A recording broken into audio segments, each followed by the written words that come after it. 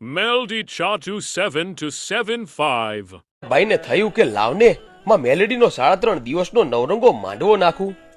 પછી તો કહેવાય છે કે રૂપાભાઈએ ગામમાં જઈને વડીલોને વાત કરી કે અરે ભાઈઓ, મારે માં મેલેડીનો નવરંગો માંડવો નાખવો છે.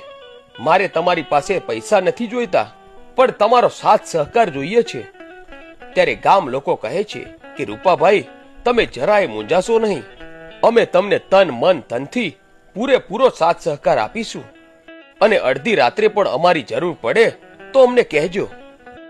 આમ સવાર પડતા રૂપાભાઈએ માતાના મઠમાં જઈને ધૂપદીપ કર્યા અને માતાજી પાસે રજા માંગી કે હે માં, અમારે નવરંગો માંડવો નાખવો છે. જો તું રજા આપતી હોય તો કંકુત્રી લખું. પછી તો માતાજીએ દોડ આપીને રજા આપી. ચૈત્ર મહિનાની નવરાત્રીનો સમય નક્કી થયો અને માના માંડવાની તૈયારી શરૂ થઈ ગઈ. ગામે ગામ કંકુ ચોખા સાથે વાયક મોકલ્યા અને દિવસ આવ્યો અને માંડવો નાખ્યો. થાંભલી રોપાણી, ડાક ડંબર વાગે છે અને ડાકલાના તાલે ભૂવા ધૂણે છે. આખું ગામ ભેગું થઈને માના ગુણગાન ગાય છે, નિવેદ કરીને માને જમાડે છે. એવા સમયે રૂપાભાઈ એમના દીકરા દેવલાને ધૂપ માટે છાણા લેવા મોકલે છે.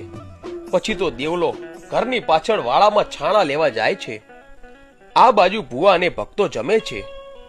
દેવલો વાડામાં જઈને છાણાના ઢગલામાંથી એક છાણું લીધું, બીજું છાણું લીધું, એમ કરતા જ્યાં 5મું છાણું લીધું ત્યાં તો છાણાના ઢગલામાંથી ફૂફાડો મારતો કાળોતરો નાગ નીકળ્યો અને દેવલાને ડંખ મારે છે.